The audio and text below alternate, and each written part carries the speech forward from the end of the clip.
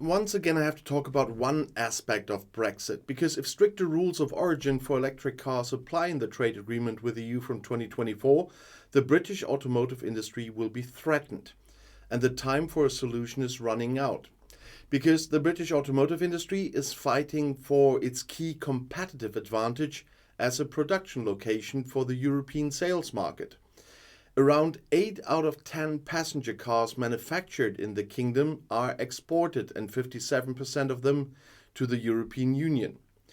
The consequences of Brexit and the turn to electromobility are now making this business model much more difficult, and the customs border creates additional bureaucracy. There's also the risk of a deviation from European standards, for example, due to the British turning away from the European CE mark. However, the greatest risk for British car manufacturers now arises from the lack of gigafactory projects in the country and a tightening of the rules of origin in the British European electric vehicle trade. A decisive factor for the location is the lack of battery factories, so-called gigafactories. They form the value-added core of electric vehicles. According to researchers at the Faraday Institute, British industry will need an annual production capacity of 100 gigawatt hours of batteries by 2030 to meet the needs of the 1.6 million cars produced before the crisis. And that would correspond to around 5 gigafactories. So far, only Nissan, as the largest manufacturer in the country, has committed to the UK battery site. A corresponding production facility from the Chinese partner Envision AESC has been under construction since the end of 2022. It is expected to produce 11 gigawatt hours per year from 24 and will supply the neighboring Nissan plant in Sunderland. Envision and Nissan are investing the equivalent of around 1.2 billion euros in the United Kingdom. The project that has served the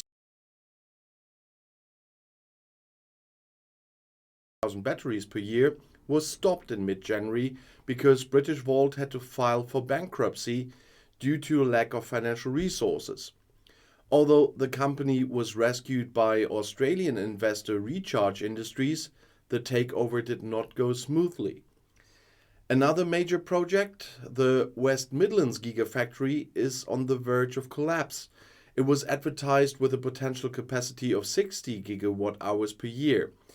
Details of the financing, customers or even suppliers for the project are not known. And Tata, the parent company of Jaguar Land Rover, is now looking at another gigafactory project in Somerset that will compete with a site in Spain. Somerset could benefit from the UK government's investment zone initiative, which includes tax breaks, special write-offs, research grants and infrastructure subsidies. And this would or could make the investment model in Somerset more attractive.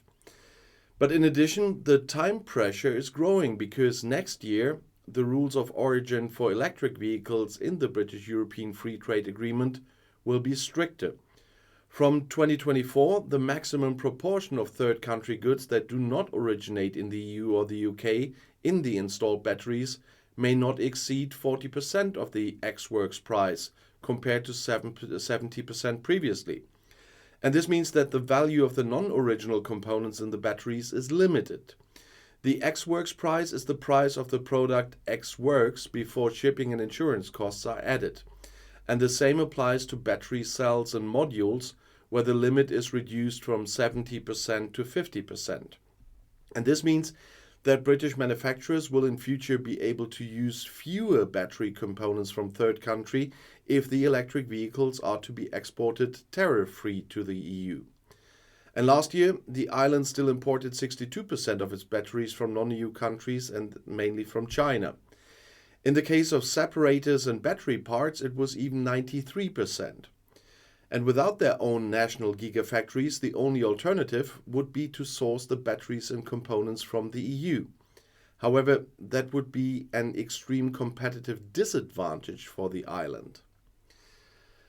So these new post-Brexit rules obliging European automakers to source more electric vehicle components from the UK or EU could impose a huge tariff of up to 4.3 billion euros and disrupt production. And this surprising revelation was made by a leading industry association. And under the EU-UK trade deal stuck after Brexit, electric vehicles must contain at least 40% EU or UK content, with 50 to 60% of battery cells and packs to be sourced locally. And failure to comply would result in an important duty of 10% being levied on the EU or UK side. And the Association of European Automobile Manufacturers has strongly opposed this rule and is calling for a 3-year delay to allow Europe to expand its battery production capacities. Currently, Europe's automakers are heavily dependent on battery cells and materials imported from Asia, so not only the UK but also the EU. And they predict that the tariff under these new rules could cost European manufacturers up to 4.3 billion over 3 years. And that's the 4.3 billion that goes to the UK government. Imagine the other way around.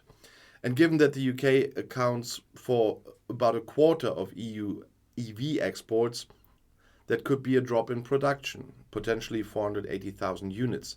That's less than what the UK does. And that is another part where Brexit really hits hard. But of course, the industry is demanding delays here. But they have known this since the TCA was made.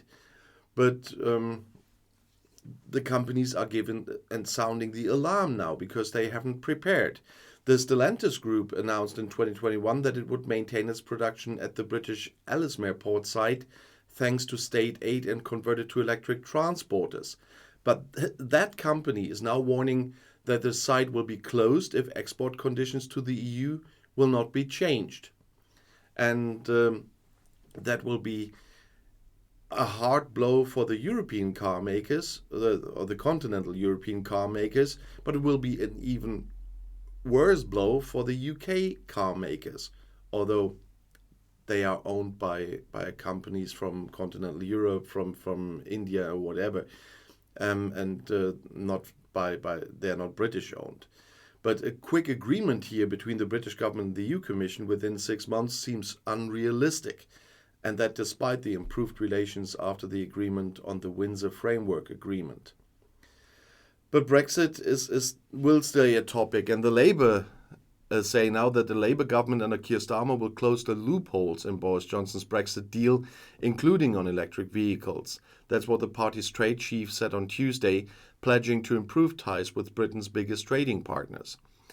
While Labour won't go back to the EU or rejoin the customs union or restore freedom of movement, the party's shadow trade secretary Nick Thomas-Symonds told business leaders at the Trade Unlock conference in Birmingham that it would work, rebuild our trade and start the relationships new.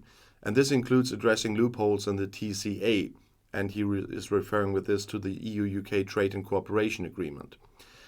Prime Minister Rishi Sunak's government would be endangering their car makers, as was Thomas-Symonds told the magazine Politico, and they would need very urgently to address a mechanism in the Brexit deal which comes into effect at the end of the year. And that's the one I talked earlier about that imposes 10% tariffs on electric vehicles then.